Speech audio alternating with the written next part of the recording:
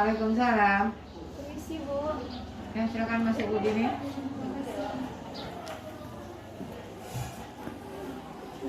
Bu, rencananya saya ingin berkonsultasi dengan Ibu terkait rancangan aktualisasi yang sudah saya buat dan diskusikan dengan coach. Tentang apa yang akan diskusikan Bu Dini? Di sini kan saya berencana akan membuat pengembangan bahan ajar berbentuk elektronik modul tentang materi gerak makhluk hidup di lingkungan sekitar. Pada SMP kita, Bu, khususnya kelas 8.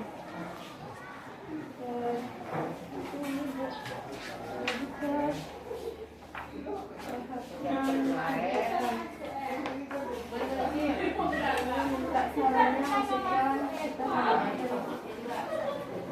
Baiklah Bu Dini, setelah saya baca bahan Bu Dini yang Bu Dini antarkan beberapa hari yang lalu, dari rancangan kegiatan aktualisasi ini saya melihat kalau bisa saya memberikan saran sebelum Bu Dini memberikan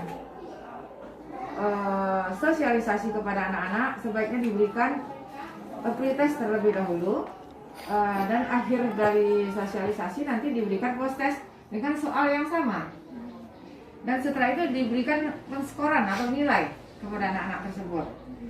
Jadi setelah saya baca,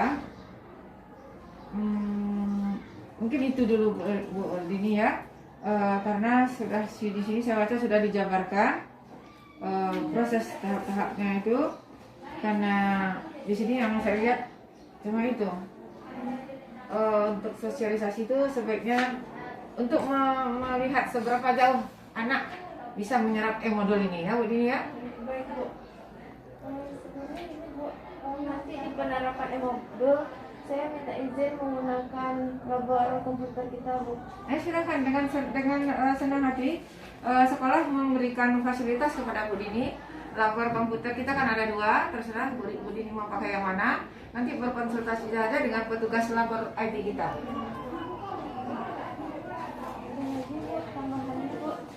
Untuk hari ini mungkin itu dulu Bu Dini ya. Mungkin yang tadi yang saya jelaskan, berikan post test dan pretest dengan soal yang sama. Setelah itu dibuat penskorannya ya, untuk menilai seberapa jauh anak-anak bisa mampu mengampakkan modul Bu Dini ini. Kalau sekiranya nanti bagus daya serap anak-anak, silahkan buat di materi-materi yang lainnya. Jangan terfokus kepada satu materi saja atau satu KD saja. Ya Bu Dini ya. Baik, Bu. Terima kasih atas masukannya, Bu. Jadi ada 2 poin yang saya tangkap, Bu. Pertama, berikan pretest dan post-test kepada siswa Dengan soal yang sama. lalu nanti berikan penskoran berapa. Iya. Nanti diambil kesimpulan berapa efektivitasnya, maksudnya berapa daya serap Anak-anak terhadap modul ini. Baik. Untuk membuat langkah-langkah selanjutnya ya. Nanti kalau memang bagus, nanti dilanjutkan dengan materi atau KD yang lainnya. Terima kasih, Bu, atas waktunya. Iya Bu Dini. Permisi, Bu. Iya. Waalaikumsalam.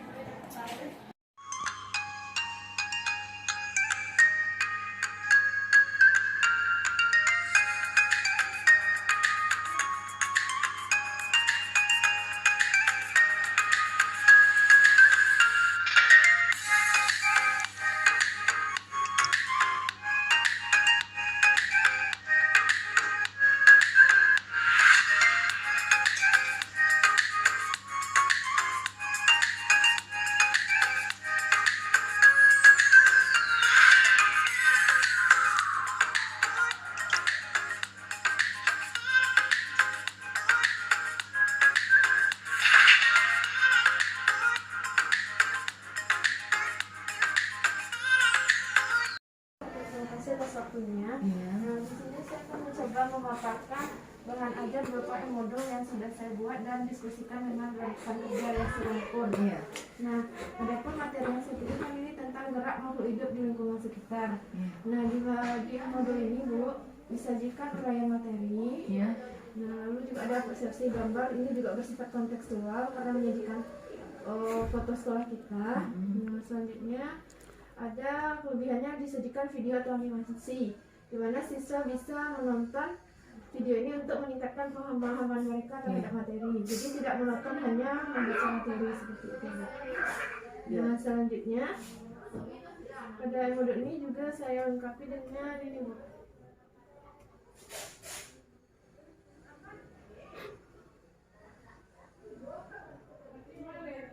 Nah, di sini ada lembar pengalaman. Ini akan memungkinkan kalau misalnya tidak ada pandemi. Sekarang kan kita tidak bisa praktek karena pandemi. Nah, di sini juga ada lembar kerja siswa dan lembar evaluasi siswa untuk mengukur tingkat pemahaman siswa. Jadi mereka ada materi, ada tugas terstruktur gitu. Lebih itu bisa saya paparkan ya. Suaranya berbeda dengan temannya itu, jadi tidak terganggu. Jadi karena kalau dia pakai headset, jadi kan dia lebih fokus menghadapi materi ini. Terus yang berikutnya mungkin bisa juga Ibu Dini tampilkan gambar atau foto anak-anak yang sedang mempelajari modul ini. Dia sedang membuka atau dia sedang mempelajari modul Bu Dini ini. Dia sedang menggunakan. Iya, dia sedang menggunakan modul ini. Jadi mungkin itu saja Bu Dini. Tapi saya sarankan mungkin tambah adik-adik yang lainnya ya, biar anak terbiasa dengan IT. Mungkin untuk yang adik-adik lainnya mungkin setelah prajabatan ini bisa disesuaikan. Iya. Tadi bukan sekarang, ya.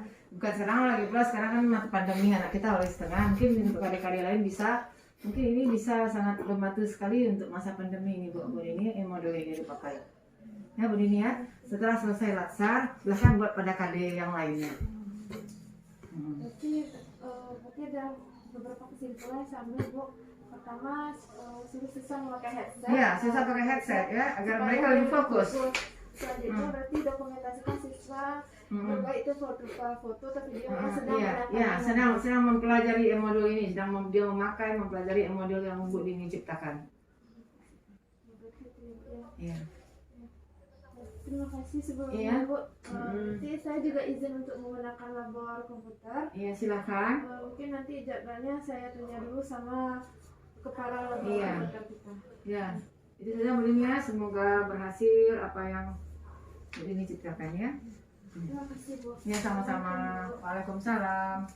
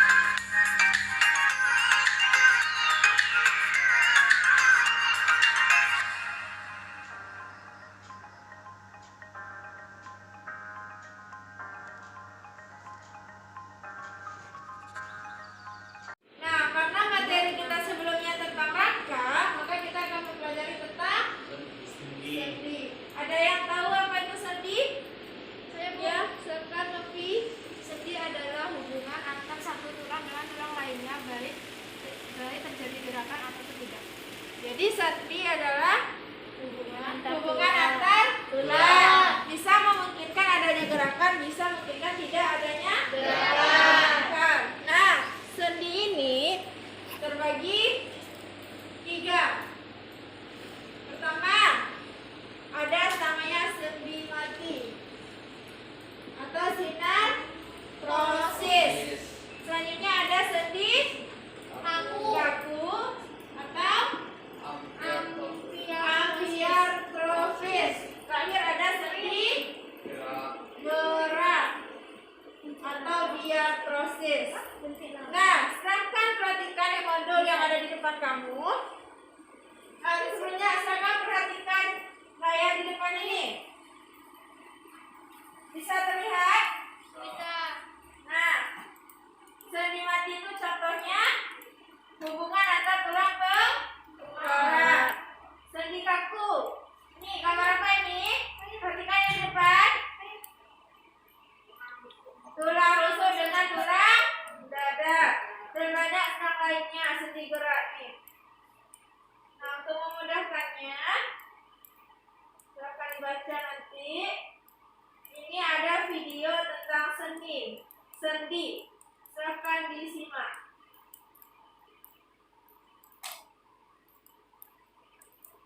Bentar.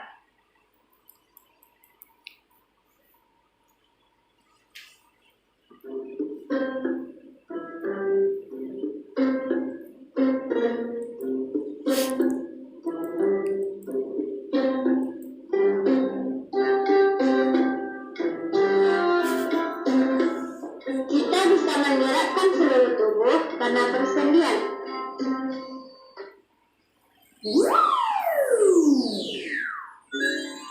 Hubungan antara tulang yang satu dengan tulang yang lain disebut persendian.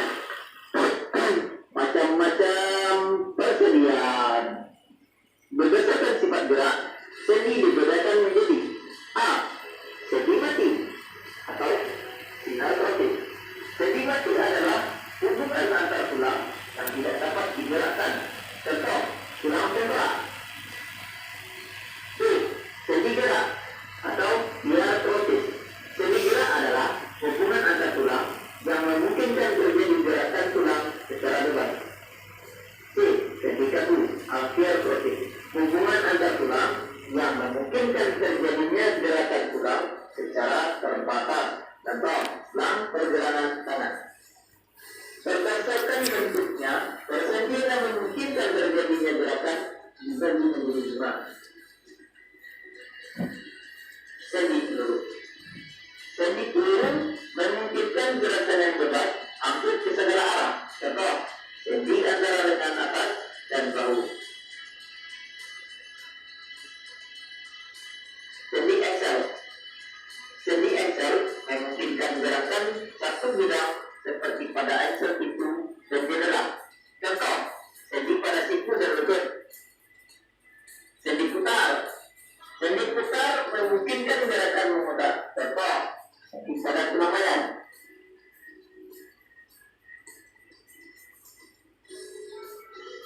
Sendi pelana. Sendi pelana memungkinkan gerakan memutar dan melengkung.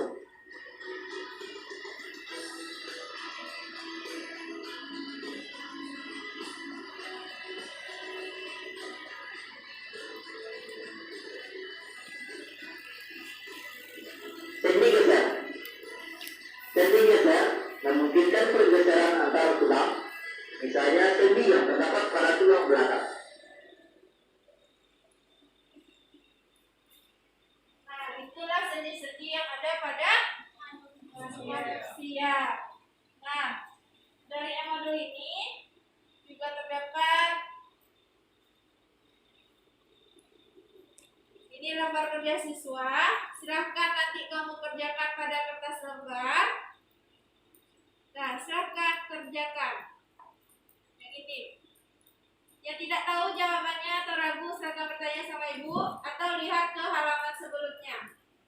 Bisa? Bisa. Nomor 2.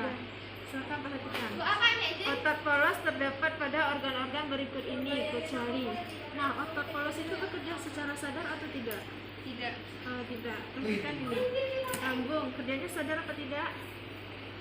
Tidak. Tidak. Ginjal? Tidak. Tidak. Paru-paru? Tidak. Tidak. Tulang? Tidak. Karena kita menggerakkan tulang secara sadar. Nah, ini ditanya otot polos Nanti. terdapat pada organ kecuali, maka isinya ya tulang. Tulang. Silakan ditulis. Ini itu juga. Ya.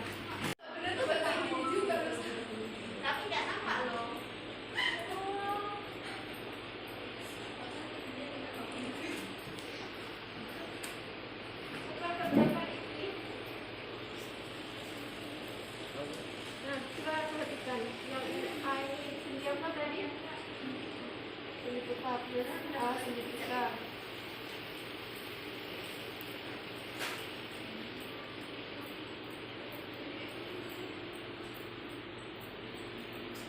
Nah, yang B. Bisa dilanjutkan seterusnya? Bisa. Lanjut.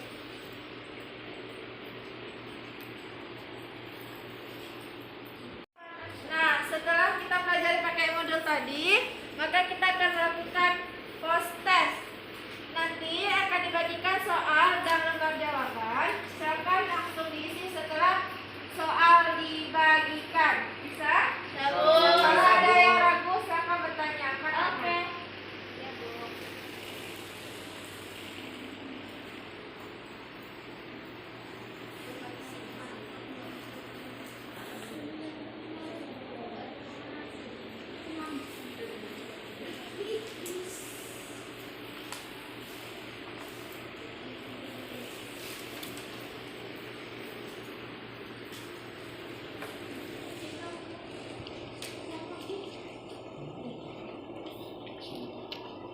Buat nama terlebih dahulu di lembar jawaban.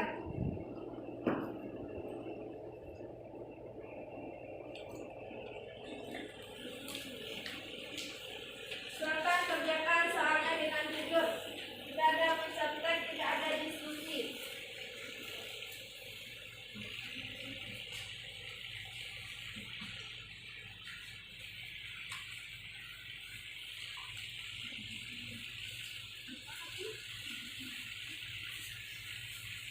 Bentar ya.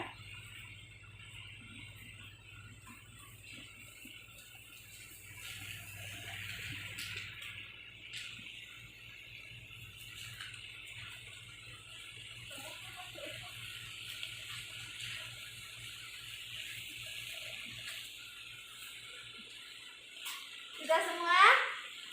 Sudah. Silakan kerjakan dengan teliti ya.